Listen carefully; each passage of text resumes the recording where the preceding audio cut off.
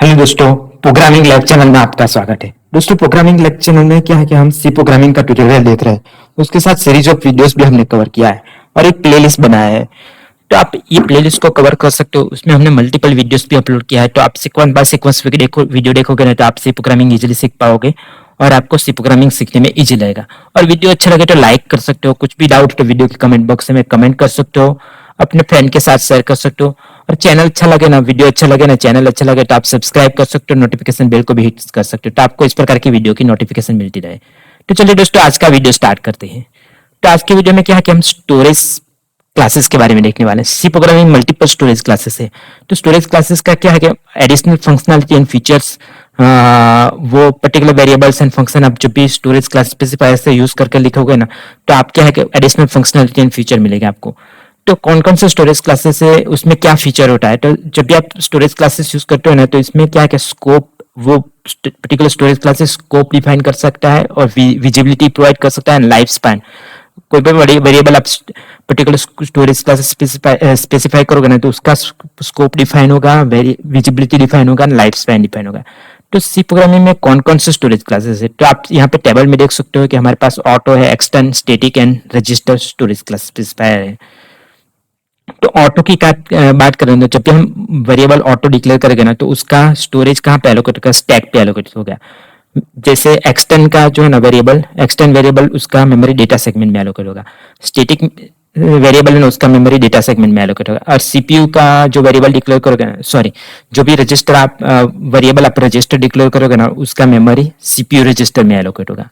तो यहाँ पे उसका स्टोरेज एलोकेट होता है जब भी आप ये पर्टिकुलर स्टोरेज क्लास स्पेसिफायर का यूज करोगे। तो अभी इनिशियल वैल्यूज क्या रहेगा, तो जब भी ऑटो वेरिएबल डिक्लेयर करोगे ना, तो उसका इनिशियल वैल्यू गार्बेज रहेगा। और एक्सटर्न एंड स्टैटिक में वो क्या है कि डिफॉल्ट जीरो वैल्यू से इनिशियलाइज करेगा। और रजिस्टर की बात करें तो उसमें भी डिफॉल्ट वैल्यू गार्बेज रहेगा। अभी स्कोप की बात करें, स्कोप मीन्स आप वो पर्टिकुलर जो भी स्टोरेज क्लास स्पेसिफायर करे यूज करके पर्टिकुलर वेरिएबल डिक्लेयर किया है, तो उसका आप यूज कहाँ पे कर सकते हो, कब तक आप इसका यूज कर सकते हो, मीन्स किस प्रोग्राम में, किस एरिया में आपका यूज, आप उसका यूज कर सकते हो, उसका स्पेसिफाई करता है। तो जब भी आप auto and static and register जो है ना स्टोरेज स्पेसिफायर का यूज करके जो पर्टिकुलर वेरिएबल बनाओगे, और with in particular block and function में जो वो पर्टिकुलर वेरिएबल बनाओगे ना, तो क्या है कि वो पर्टिकुलर फंक्शन एंड ब्लॉक में ही आप यूज कर पाओगे। सपोज मैंने एक ऑटो वेरिएबल बनाया या स्टैटिक वेरिएबल बनाया और रजिस्टर वेरिएबल बनाया, तो एक फंक्शन के अंदर बनाया ना, तो पर्टिकुलर फंक्शन में ही हम यूज कर पाएंगे। बट एक्सटेंड की बात करेंगे ना, तो एक्सटेंड क्या है कि मल्टीपल फाइल में यूज कर सकते हैं। सबको मैंने प्रोग्राम 1 में एक्सटेंड वेरिएबल बनाया, तो वो क्या है कि प्रोग्राम 2 में भी एक्सटेंड वेरिएबल को हम यूज कर सकते हैं। तो इसका मल्टीपल फाइल में आप यूज कर सकते हो। अभी लाइफ स्पैन की बात करें तो उसका मेमोरी कब रिलीज होगा उसके बारे में बताया जाए। सपोज इसका मेमोरी प्रोग्राम में कब आप दूसरे वेरिएबल के यूज कर सकते हो। तो ऑटो की बात करें ना, तो आप जब भी पर्टिकुलर ब्लॉक में वेरिएबल क्रिएट करते हैं ना ऑटो, तो उसका मेमोरी, वो ब्लॉक का एग्जीक्यूशन कंप्लीट होने के बाद वो उसका मेमोरी रिलीज हो जाएगा, तो दूसरे वेरिएबल के लिए आप वो मेमोरी यूज कर सकते हो। एक्सटर्नल एंड स्टैटिक की बात करें तो वो पर्टिकुलर प्रोग्राम कंप्लीट होगा ना एग्जीक्यूशन, तब उसका मेमोरी रिलीज होगा, नहीं कि पर्टिकुलर ब्लॉक में आपने डिक्लेयर किया है। तो सपोज आपने पर्टिकुलर ब्लॉक में एक्सटर्न एंड स्टैटिक बनाया है, तो ब्लॉक कंप्लीट हो जाएगा ना, तभी भी उसका मेमोरी तो ऑक्यूपाई रहेगा ही, जब तक ये प्रोग्राम एग्जिट नहीं होगा तब तक। और रजिस्टर की बात करें ना, तो वही कि आप जब भी पर्टिकुलर ब्लॉक में रजिस्टर वेरिएबल क्रिएट करोगे ना, तो वो पर्टिकुलर ब्लॉक कंप्लीट हो जाएगा ना एग्जीक्यूशन, उसके बाद आपका मेमोरी रिलीज हो जाएगा। अभी एक प्रोग्राम के साथ भी हम ये कॉन्सेप्ट देख लेते हैं। तो यहाँ पे मैंने 4 फंक्शन बनाए, एक ऑटो वेरिएबल के लिए, दूसरा रजिस्टर के लिए, तीसरा एक्सटेंड के लिए और चौथा स्टैटिक के लिए। तो अभी क्या है कि ये ऑटो वाला जो है ना, उसमें मैंने एक ऑटो वेरिएबल बनाया है। तो यहाँ पे ऑटो वेरिएबल मैंने आके ऑटो कीवर्ड यूज किया है, तो ऑटो वेरिएबल इसका स्टोरेज स्पेसिफायर ऑटो हो रहा है, ऑटो होता है। मैंने इसका इनिशियल वैल्यू प्रिंट किया, बाद में 32 वैल्यू असाइन करके उसको प्रिंट किया है फिर से। सेम मैंने यहाँ पे रजिस्टर वेरिएबल बनाया है, तो यहाँ पे आगे मैंने रजिस्टर लिखा है, तो रजिस्टर वेरिएबल हुआ। तो उसका मैंने इनिशियल वैल्यू प्रिंट किया है, बाद में असाइनमेंट किया, और यहाँ पे फिर से मैंने वैल्यू प्रिंट किया उसका असाइनमेंट करके। अभी एक्सटेंड की बात करें तो मैंने यहाँ पे एक्सटेंड कीवर्ड करके यूज करके एक्स को एक्सटेंड वेरिएबल बनाया है, और इसका मैंने इनिशियल वैल्यू प्रिंट किया, बाद में इंक्रीमेंट करके फिर से इसका वैल्यू प्रिंट किया। और स्टैटिक स्टोरेज क्लासेस का यहाँ पे एक और फंक्शन बनाया है कि जिस स्टैटिक का क्या यूज होता है उसके बारे में। तो यहाँ पे मैंने एक इटरेशन वेरिएबल लिया है जिसको मैंने 0 से इनिशियलाइज किया है, बाद में वो 5 बार इसको इटरेशन वेरिएबल को घुमा इंक्रीमेंट करके लूप घुमाया है। तो i इक्वल्स टू 1 के लिए 2 3 और 4, तो 4 बार ये लूप घूमेगा। और इसके अंदर मैंने फिर से मैंने यहाँ पे स्टैटिक वेरिएबल बनाया है इसके अंदर। तो स्टैटिक वेरिएबल को मैंने इनिशियलाइज किया है 5 से, और एक नॉन स्टैटिक वेरिएबल भी बनाया है। तो नॉन स्टैटिक वेरिएबल को मैंने इनिशियलाइज किया है 10 से, और दोनों को मैंने इंक्रीमेंट किया है। और पर्टिकुलर इटरेशन के लिए यहाँ पे i equals to percentage d, तो i के पर्टिकुलर इटरेशन के लिए मैंने दोनों static and non static variable का वैल्यू प्रिंट किया है यहाँ पे। तो i इक्वल्स टू 1 के लिए यहाँ पे स्टैटिक का वैल्यू क्या होगा वो प्रिंट होगा, नॉन स्टैटिक का वैल्यू प्रिंट होगा। i इक्वल्स टू 2 के लिए भी स्टैटिक एंड नॉन स्टैटिक का वैल्यू प्रिंट होगा, i इक्वल्स टू 3 के लिए भी, i इक्वल्स टू 4 के लिए भी। तो इंटरेस्टिंग थिंग ये है कि स्टैटिक के केसेस में क्या है कि डेटा सेगमेंट में मेमोरी एलोकेटेड है, तो वो सिंगल टाइम इनिशियलाइज होता है। तो यहाँ पे फर्स्ट इटरेशन में क्या है क्या y का वैल्यू 5 से इनिशियलाइज होगा, बट नेक्स्ट टाइम फिर से लूप घूमेगा ना तो y फिर से इनिशियलाइज नहीं होगा। तो y का जो 5 वैल्यू यहाँ पे हमने 5 वैल्यू फर्स्ट इटरेशन में जो इनिशियलाइज हुआ था ना 5 का 6 इंक्रीमेंट हो गया हुआ था, तो 6 प्रिंट होगा। तो सेकंड टाइम में 6 का ही यूज करेगा, 6 को इंक्रीमेंट करके 7 प्रिंट करेगा। थर्ड टाइम में वो 7 को इंक्रीमेंट करके 8 प्रिंट करेगा। तो वो री इनिशियलाइज एक ही बार होता है क्योंकि वो डेटा सेगमेंट में मेमोरी एलोकेट होता है। बट ये जो केसेस है ना p वाला केसेस, वो क्या है कि एक नॉन स्टैटिक है। बट जब भी आप स्टोरेज स्पेसिफाई नहीं करोगे ना तो बाय डिफॉल्ट ऑटो रहता है। तो ऑटो का मेमोरी स्टैक सेगमेंट में एलोकेट होता है। तो ये पर्टिकुलर इंटीजर p है ना मेरा ऑटो वेरिएबल है। तो ऑटो का क्या है कि जब भी आप री इनिशियलाइज करोगे ना तो मल्टीपल टाइम री इनिशियलाइज होगा। तो यहाँ पे 10 का फिर से इनिशियलाइज होगा सेकंड इटरेशन में, और फिर से इंक्रीमेंट करेगा, तो हर बार 11 ही प्रिंट होगा। तो हम इस प्रोग्राम को एक बार कंपाइल एंड रन करके देख लेते। बट एक चीज और कि मैंने यहाँ पे एक्सटर्न कीवर्ड का यूज करके मैंने इंटीजर x बनाया है।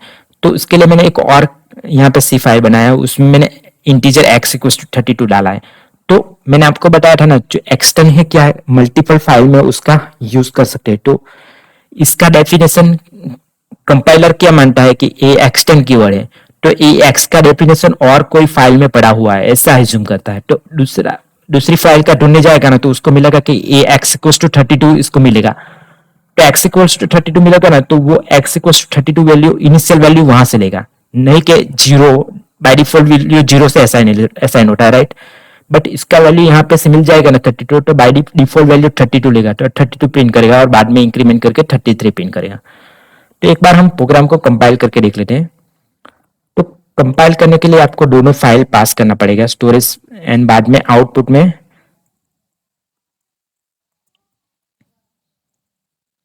test.exe टेस्ट मैंने फाइल पास करता हूं। तो यहाँ पे क्या है कि कंपाइलर क्या करता है ये दोनों फाइल का कोड को कंबाइन करेगा और इसमें चेक करके कि एक्सटर्न का डेफिनेशन दूसरी फाइल में है, हाँ तो है, तो वहां से वैल्यू रीयूज करेगा। तो एक ट्रांसलेशन यूनिट बनाएगा दोनों फाइल को कंबाइन करके, और इसके बाद वो क्या है कि मेन मेथड यहाँ पे एग्जीक्यूट करेगा और ये पर्टिकुलर एक्स को 32 एंड 33 होगा। तो ये कंबाइल करने के लिए क्या आपको दोनों फाइल पास करना पड़ेगा। तो यहाँ पे मैं उसको रन करता हूँ और मेरा test.exe फाइल जनरेट हुआ, उसको मैं रन करता हूँ यहाँ पे। तो आउटपुट में आप देखोगे ना तो यहाँ पे क्या है कि मेरा ये जो ऑटो रजिस्टर है ना उसका default value garbage value print हुआ यहाँ पे। बाद में उसको क्या है कि यहाँ पे इंक्रीमेंट करके वो ये एज ऑटो स्टोरेज बाद में 32 प्रिंट हुआ, जो मैंने यहाँ पे 32 असाइन हुआ है, तो 32 प्रिंट हुआ। इसके बाद हमारे बात करें ना तो यहाँ पे एफ रजिस्टर स्टोरेज है उसका वैल्यू 0 प्रिंट हुआ, क्योंकि मे बी इसका डिफॉल्ट वैल्यू रजिस्टर में 0 पड़ा हुआ होगा, तो 0 इसको डिफॉल्ट वैल्यू से इनिशियलाइज हो गया है। बट बाय डिफॉल्ट वैल्यू जो है ना उसका गार्बेज वैल्यू रहता है। बट रजिस्टर में मे बी प्रोसेसर का प्रोसेस ऐसा रहता होगा कि सपोज रजिस्टर 0 से इनिशियलाइज कर देता है।